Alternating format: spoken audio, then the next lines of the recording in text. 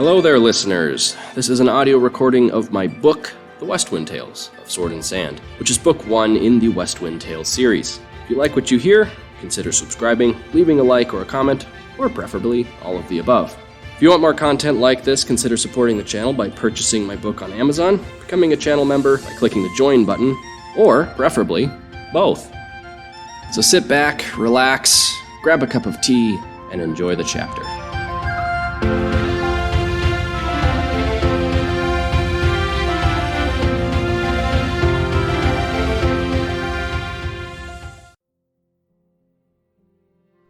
He skidded to a halt as the path turned suddenly before opening up to the clearing, in which Jupe's farmhouse stood. Orange light danced on Edmund's face.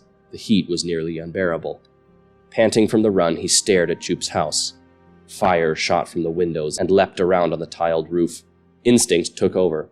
Edmund grabbed at the only thing he could think of.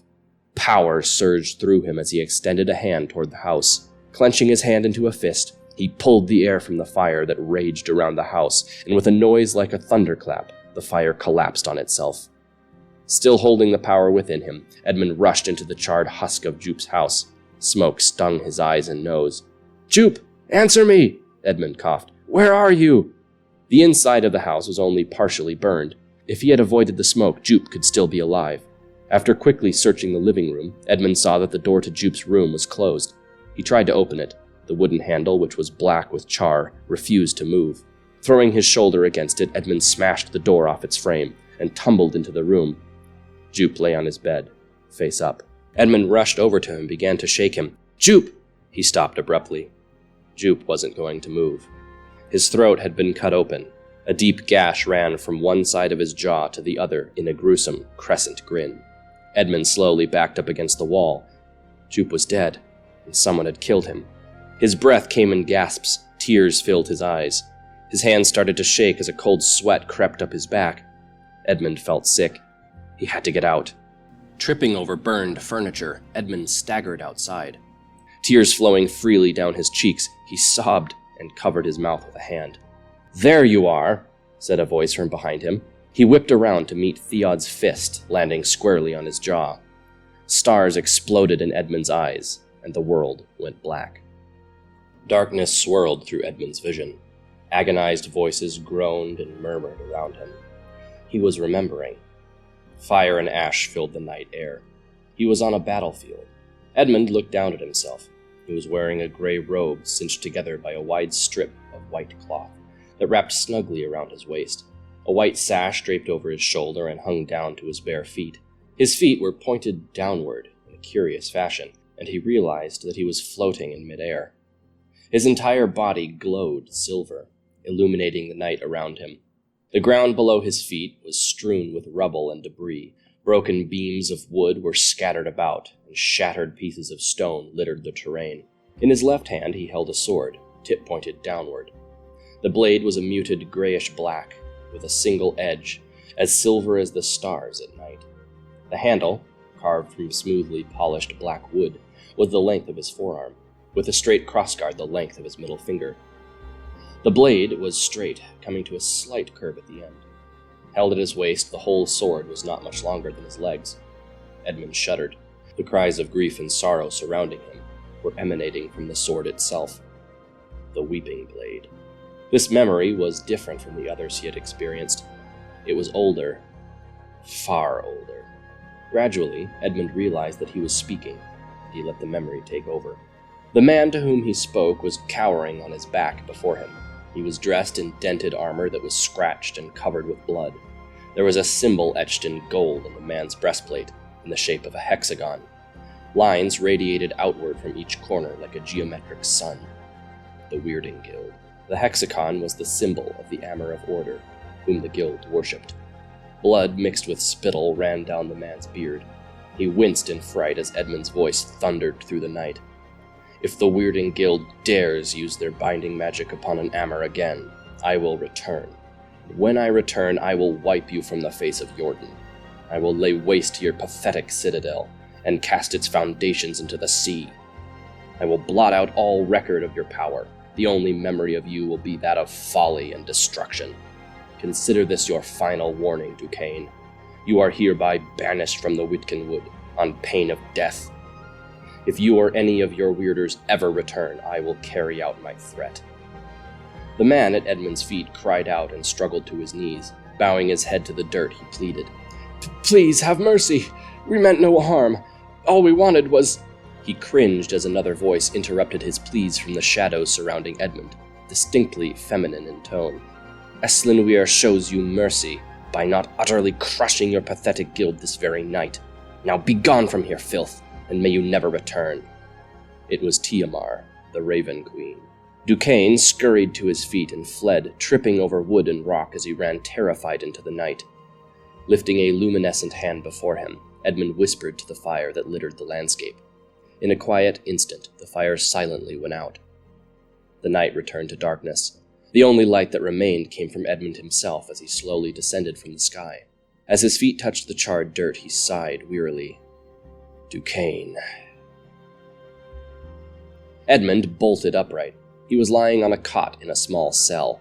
A barred iron door blocked the exit in front of him. In an instant, Edmund remembered all that had happened. A woman in the clearing, Jupe, Theod. Edmund felt different somehow, aside from the grief and confusion that whipped around in his mind. He turned off the cot and set his feet on the ground. His jaw ached from where Theod had struck him, knocking him out. As he gingerly stroked his injured jaw, Edmund suddenly froze. He knew what had changed. All around him, a warm presence hung in the air, comforting and reassuring. It was magic. His magic. He knew that he could use it now. He knew how to use it. He let out a laugh at his luck. Theod must have knocked a memory back into place. Spreading his arms and breathing deeply, Edmund opened himself to the raw power that surrounded him. He reached out to the ambient magic, touched it. Pain exploded in his head, and the world seemed to toss around like a ship at sea. Falling to the floor in convulsions, he shook from head to foot. He tried to scream, but no sound came from his mouth. All he could do was lie there, twitching and thrashing uncontrollably. "Hurts, doesn't it?" It was Theod. "It's a little gift from your Wyrding Guild friend. It seems that after a little explaining, he came around to my point of view after all." Theod barked a merciless laugh from where he stood behind the barred door. Edmund brought his hand up to his neck. There, clamped around his throat, was a metal collar etched with symbols. The collar was searing hot to the touch, yet at the same time felt icy cold on his neck. In his mind, Edmund retreated as far from his magic as possible. As if it sensed his cowering, the collar settled back like a coiled snake, ready to strike him at a moment's notice. Gasping for breath, Edmund held onto the collar with both hands, trying to pry it off his neck, to no avail. Peering up at Theod, he growled, "I swear, when I get free of this—" But Theod cut him off. Now, don't go taking oaths you can't keep. You won't get free of this. That weirder is going to take you back to his guild's stronghold, back to the rest of the rats. Too bad Jupin isn't here to see you off." Laughing at his joke, Theod turned to leave. In a sudden burst of anger, Edmund managed to gain his footing. Springing up, he shot his arms through the bars and seized Theod by the hair. Yanking him back into the iron door, Edmund wrapped his left arm around his throat, clamping his hand back onto the bars. Theod's fingers scraped into Edmund's forearm as he desperately tried to pry himself away. Blood ran down his arm as Theod's nails dug into his flesh. Grunting in pain, Edmund tightened his grip on the iron bar and squeezed harder. Theod's knees buckled and his feet shuffled around on the floor as he tried to regain his footing. Clenching his right hand into a fist, Edmund struck through the space between the bars, up into Theod's lower back. He struck again, harder this time. Theod's movements became more frantic, more sporadic, until his legs stopped moving. An object jutted out from beneath Theod's shirt. It was a small belt knife. In a terrible moment, Edmund acted without thinking. Seizing the knife handle in his right hand, he pulled it free from Theod's belt and drove it upwards into his exposed back. Edmund felt the blade scrape across bone as Theod arched his back in a vain attempt to escape. His hands weakly batted at Edmund's bloodied forearm until they fell limply at his sides. Edmund gasped as the room suddenly became quiet again. He waited a few moments longer before releasing Theod's limp body from his grip. It fell heavily to the ground and lay motionless. Blood oozed from his mouth onto the floor. Theod was dead. Edmund had killed him. Edmund pulled his arms back through the barred door into the cell, nursing his left arm. He pushed his back against the wall next to his cot and sank to the floor. Steadying his breath, Edmund spoke out loud to the empty cell. "The town can do what they want with me now. Jupe is avenged." Letting his head fall back against the wall, he sighed. "Damn place can burn for all I care." "That was quite a show," said a voice. Edmund jerked his eyes up to the doorway. The voice came from a young man who looked to be just shy of 20 years old.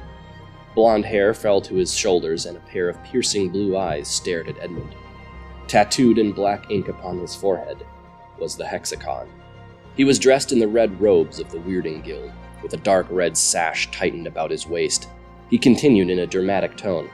"So touching, avenging the murder of your friend and then surrendering yourself to the will of the court, knowing in your heart that justice has been served." Almost sounds like something a bard would write a song about. Unfortunately, it seems that you have made a small miscalculation. You see, this man, here the boy kicked Theod's corpse with a boot, this man was innocent. You murdered him in cold blood, simply because you assumed he was guilty.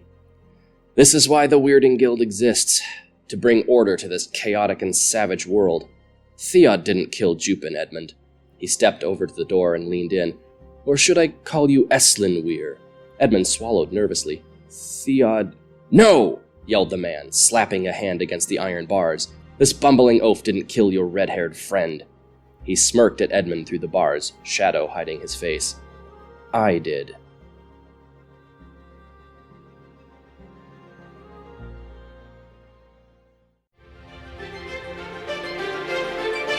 Well, that wraps up this chapter. Stay tuned for the next chapter of the Westwind Tales of Sword and Sand coming soon. In the meantime, you can head over to Amazon and pick up your very own copy. The link is in the description. Leave a comment and a like, make sure to subscribe for more content, and until next time, enjoy the adventure.